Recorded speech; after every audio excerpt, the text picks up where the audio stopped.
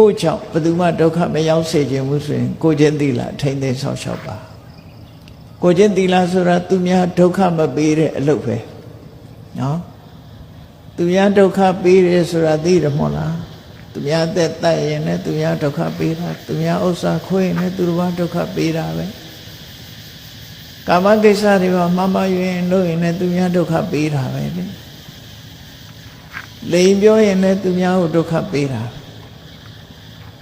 တူနဲ့တူမတက်အောင်ခုံးတိုက်တာလည်းပဲဒုက္ခပေးတာဆဲတာရေးတာလည်းဒုက္ခပေးတာဒီကနေ့ခေတ်တော့ပါဇက်ကတောင်ထုတ်မစို့လက်နဲ့ရေးပြီးတော့ Facebook ကဆဲနော်ဆဲဖို့ဆဲနည်းတွေမျိုးစုံပဲအဲ့ဒါတွေဟာကိုကျင့်သီလပျက်စီးခြင်းရဲ့အဓိပ္ပာယ်တွေပဲအဲ့ဒီလိုဟာတွေမရှိအောင်သူများကိုဒုက္ခပေးတဲ့အလုပ်တွေဟာရှောင်ပြီးတော့ကိုကျင့်သီလနဲ့ပြည့်စုံအောင်ကြိုးစားကာယဒုစရိုက်ဝစီဒုစရိုက်ကိုမကျွလွန်မဲနဲ့ကိုဒါမြင့်မြတ်တဲ့အလုပ်လို့ခေါ်ဒါကိုမြင့်မြတ်တဲ့အလုပ်ဆိုလို့ရှိရင်လိန်ပြောတာဟာအောက်တန်းကျတဲ့အလုပ်တူနဲ့တူမတက်အောင်ခုံးတိုက်တာနေ